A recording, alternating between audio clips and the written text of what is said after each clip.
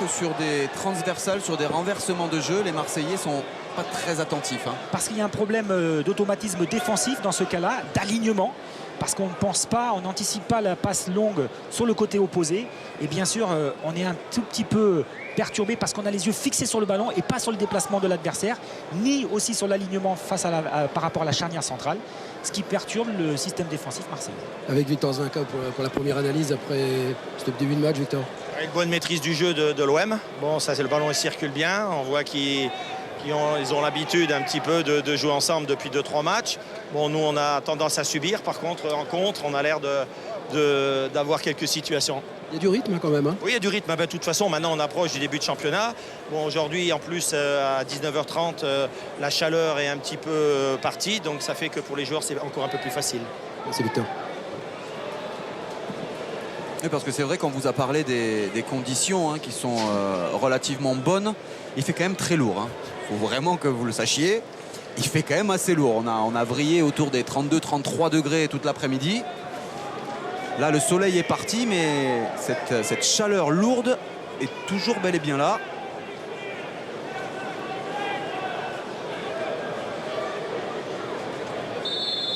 Amari qui est parti se faire soigner sur le bord de la pelouse au moment où Morgan Amalfitano vient frapper ce coup franc. La tête de Letty Ndiaye, celle de Rod Fanny, ça traîne et c'est finalement dégagé par Ogunbi. Récupération d'Aoudou Mbo. Mbo qui a été bon, que ce soit en charnière comme ce soir ou au poste de latéral droit. Oui, qui est plus son poste naturel d'ailleurs. Des matchs très intéressants. Dans la maîtrise surtout. Dans les duels bien sûr. Et puis le fait de s'entraîner avec des professionnels permet d'acquérir de nouvelles compétences, mais aussi lorsqu'on joue des matchs comme le deuxième face au Benfica, et bien là c'est un apprentissage accéléré. Pas de main, bon contrôle de Koné, le petit ballon par-dessus, c'était bien joué. Il a du feu dans les jambes. Seydou Koné, on le voit sur ses prises d'initiative, sur les quelques premiers pas, il va très très vite, Patrick. Grosse vélocité, grosse fréquence de pied. Et puis lorsque le contrôle est bon, il se trouve systématiquement en bonne situation face au but, ce qui lui permet aussi d'enchaîner plus rapidement.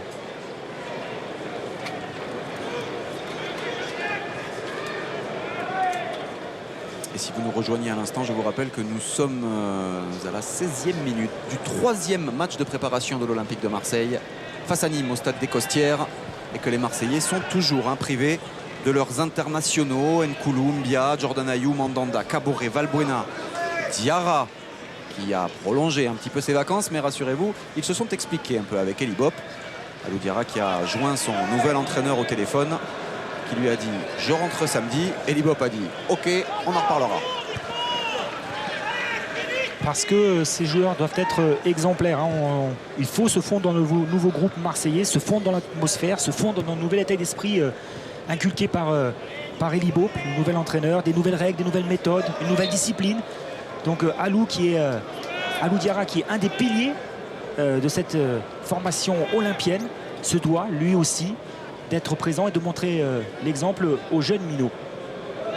Oui, parce que la petite histoire, la petite affaire Diarra remonte au début de la semaine. Logiquement, Eli Bopp avait demandé à ses internationaux de revenir lundi.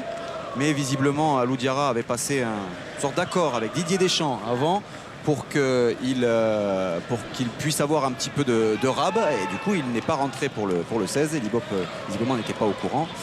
Donc voilà, ils se sont un peu expliqués comme cela. Attention, Morgan Amalfitano, la frappe. L'accord verbal, Sébastien, si vous me le permettez, rapidement démenti par Didier Deschamps. Absolument. Les incompréhensions du football. Oui. Ajouter à ses absences aussi celle de César Azpilicueta, qui est actuellement en préparation des Jeux Olympiques avec la sélection espagnole. Une des favorites, bien sûr, de cette compétition. Tout comme Ndumbo, le Gabonais. Et puis, on est obligé, Sébastien, de parler de l'absence de Loïc Rémy. Oui. La rechute. Victime d'une petite fibrose à sa cicatrice par rapport à sa déchirure musculaire. En quadriceps gauche. Qui avait été très bon pendant les 20 minutes qu'il avait joué à Sion. La demi-heure, je ne sais plus exactement. Il avait mis un but fantastique en plus. Il volait. Et pas de faute selon Nicolas Rainville. Dembo, ça ressort proprement avec Rotfani. Baisser un tout petit peu Sébastien en intensité. Ouais, Les joueurs sont à la recherche de leur second souffle. Ouais, puis Victor Zvinka qui trouve que son équipe elle se précipite un petit peu trop, qu'elle ait un petit peu plus de maîtrise. Et il peste un peu par le manque de maîtrise de son équipe, surtout dans les phases offensives. Exactement, dans la phase de construction. Il perd assez rapidement le ballon, perturbé par le quadrillage marseillais. Et donc il y a quelques erreurs, quelques déchets techniques. Ce qui facilite à l'image de cette action la récupération collective marseillaise. Et bien joué de la part de Sbahi devant Morgan Amalfitano. Ballon perdu malheureusement pour les Nîmois. Ces Nîmois qui vont donc évoluer la saison prochaine en Ligue 2. Ils sont montés de national. Avec un coach expérimenté qui a l'habitude de ces joutes de deuxième division. Il est monté, notamment avec l'équipe de Châteauroux, Victor Zvinka. Il avait fait un excellent boulot du côté de Gaston Petit. Bien joué de la part de Goumbi qui est passé devant Abdullah Sbahi. Ce ballon est sorti malheureusement. Ça va Edine Sbahi, séduisant depuis le début, et c'est séduisant également ce que vient de réaliser Morgan Amalfitano pour servir ensuite André-Pierre Gignac. Il a pris un risque. Le capitaine nîmois. Une intervention très difficile pour Benoît Poulain. À la fois maîtriser le déplacement d'André-Pierre Gignac qui partait dans son dos et couper la trajectoire avec une tête plongeante. Difficile à négocier. André Ayou en remise. Chéroux. On a du mal côté marseillais à trouver André Ayou dans la construction. Le premier relais est bon entre Chéroux et Abdullah. Et ensuite, c'est beaucoup plus compliqué, notamment de trouver André Ayou. Ah, et dommage, il en a manqué à peine un petit peu à Rotfani.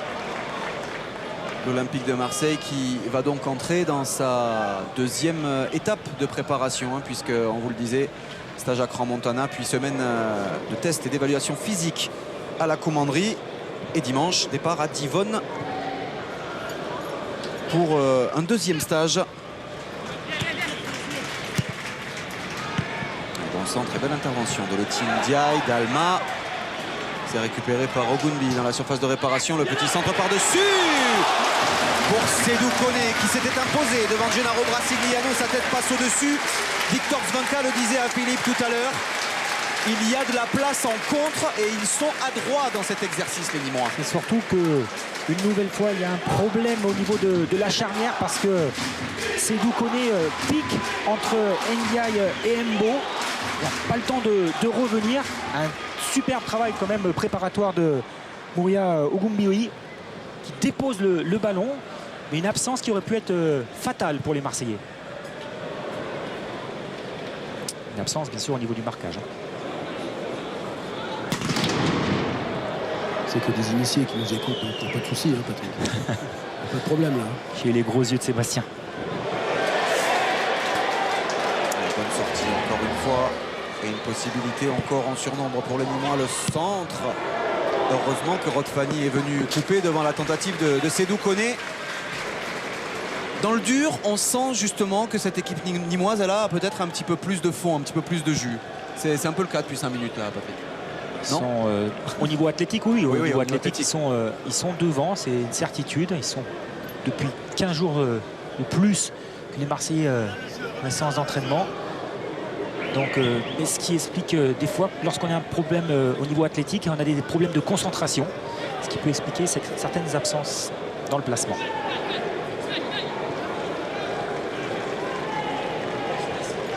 Améou sur le côté avec Adou. Améou. Ouais, plein cœur, c'est bien joué. Comme l'appel de Sédou Koné qui est servi. Sédou Koné, bon retour.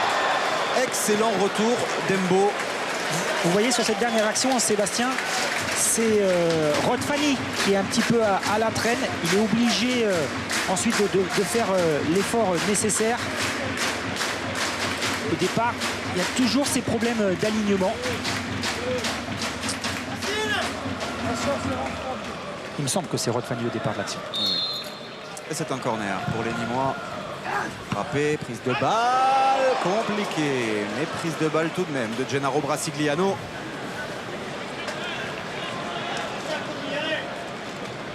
qui profite donc du retour différé de Steve Mandanda pour accumuler quelques minutes de jeu. Gennaro Brasigliano, puisque vous le savez probablement, mais Linton Andrade a vu bien son contrat s'achever, mais il se murmure que, étant donné que derrière Mandanda et Brasigliano, il y a quand même deux très jeunes gardiens, Fabri et Si, eh bien, il se murmure qu'on pourrait offrir du côté de Marseille un contrat d'1 an supplémentaire à Linton Andrade. Faire à suivre, bien sûr. Et pendant ce temps-là, les Nîmois continuent à appuyer depuis quelques minutes. C'est le cas. Bonne récupération et bon ballon de Chéroux pour Ayou, qui ne trouvera pas André-Pierre Gignac. Ça va trop vite dans la construction entre André Ayou et André-Pierre Gignac. Petite incompréhension. Par contre, côté Nîmois, il faut souligner la qualité des appels de Nicolas Bénézé.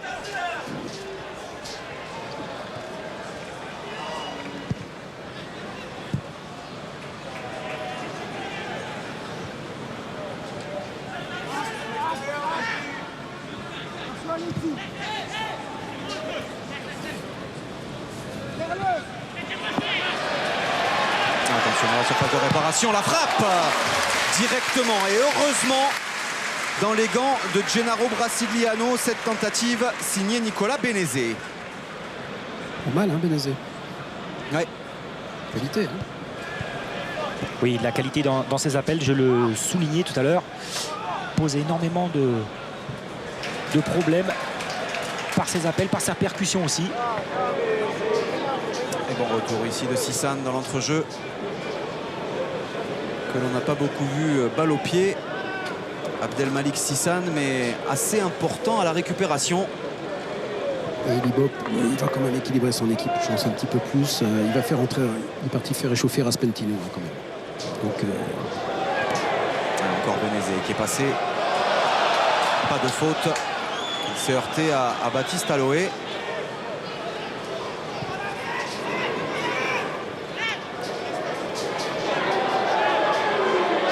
Il est passé. André-Pierre Gignac, ballon poussé un petit peu trop loin.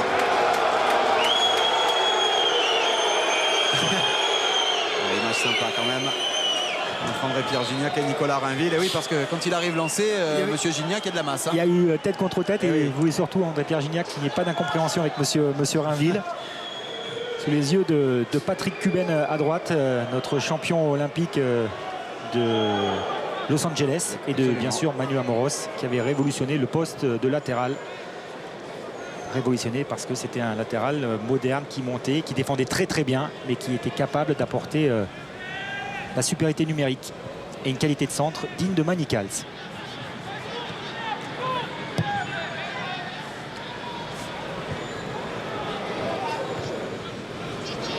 Aloé, celle de Poulain et Baptiste Aloé qui va pouvoir tranquillement servir Mbo. Ce qui serait intéressant de savoir, je pense, c'est dans la conservation de balle et dans la maîtrise, je pense que Eli Bop ne peut pas se satisfaire pour le moment. C'est pour ça qu'il fait chauffer Raspentino à mon avis. Hein. Oui, parce que... Bon travail d'Amalfitano, le centre deuxième poteau, c'est couvert par Yacine Adou. Parce que l'Olympique se doit de gérer les temps forts et les temps faibles dans une rencontre comme celle-ci. Sissane, balle au pied, cette fois-ci avec un petit peu d'espace. L'appel de balle devant lui de Bénézé, il va très très vite, hein, Nicolas Bénézé. Il est coupé ici par Letine Ndiaye. Et comme rien n'échappe à l'œil averti de notre réalisateur Philippe Le Tourneur, le voici, Florian Raspentino, la recrue marseillaise de ce mercato.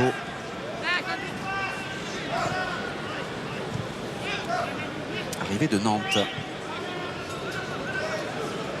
Florian Raspentino. Ogunbi. Avec Améou, Ogunbi. Sissane. Un ballon récupéré très haut, ça peut être intéressant pour André Ayou qui attend les appels de balles. Celui d'André-Pierre Gignac notamment. Morgan Amalfitano à l'opposé. N'a pas été servi. Ce sera finalement Rod Fanny qui s'est battu et cette fois-ci empêcher ce ballon de sortir. Le centre de Rod Fanny un petit peu trop profond pour André-Pierre Gignac. Il était tout seul, absolument seul à la réception dans la surface.